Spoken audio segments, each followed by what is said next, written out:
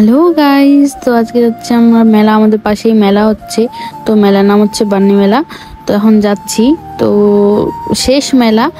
তো আজকে দেখতে যাচ্ছি হচ্ছে আছে কি না মেলাটা, তাই যাচ্ছি। তো দেখি এখন যাই, আমাদের ভাগ্যে কি আছে, মেলাটা আছে কি না উঠে গেছে সেটা জানি না। এখন যাই, দেখবো তারপর। তো তোমরা সবাই ব্লগটা দেখতে থাকো।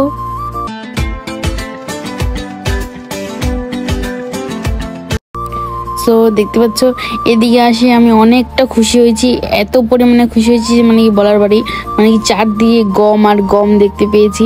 আমি ফার্স্ট টাইম আমার চোখের সামনে গম দেখছি। তো এদিকে গম চাষ হয়, চারদিকে গম গম খালি, তাই আমি এক্সাইটেড হয়েছিলাম অনেক।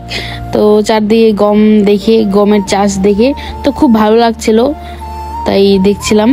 তো এদিকে ছেলে পেলে দেখছে আমাদেরকে, আমরা ভিডিও করছি।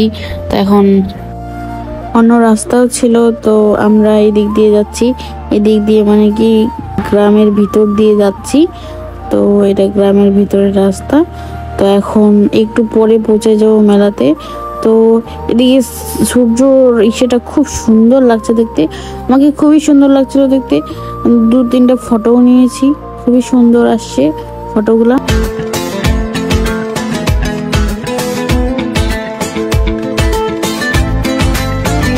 এদিকে আমার চুল খুলে গেছিলো, তো আমি আমার চুল ঠিক করলাম, বেঁধে নিলাম বাইকি।